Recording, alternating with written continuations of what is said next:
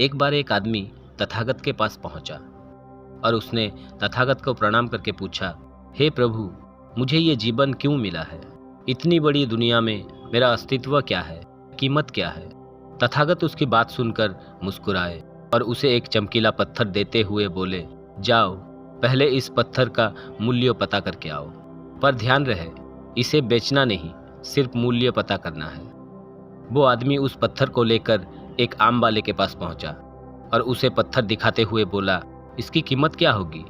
आम बेचने वाला पत्थर की चमक देखकर समझ गया कि अवश्य ही ये कोई कीमती पत्थर है, लेकिन वो बनावटी आवाज में बोला, देखने में तो कुछ खास नहीं लगता, पर मैं इसके बदले तुम्हें 10 आम दे सकता हूँ। वो आदमी आगे बढ़ गया। सामने एक सब्जी वाला था। उसने उससे पत्थर का दाम पूछा।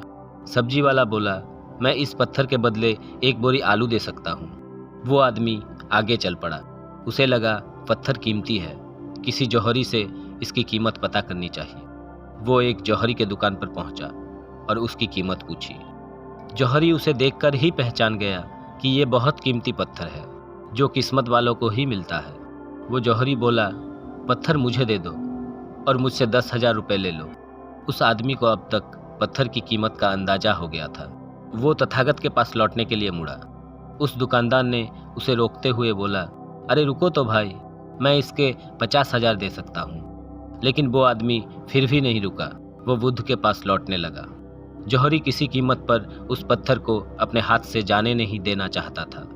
वो उछलकर उसके आगे आ गया और हाथ जोड़कर बोला, तुम ये पत्थर मुझे दे दो, मैं तुम्हें 1 लाख रुपए देने के लिए तैयार हूँ। वो आदमी जौहरी से पीछा छुड़ाकर जाने लगा।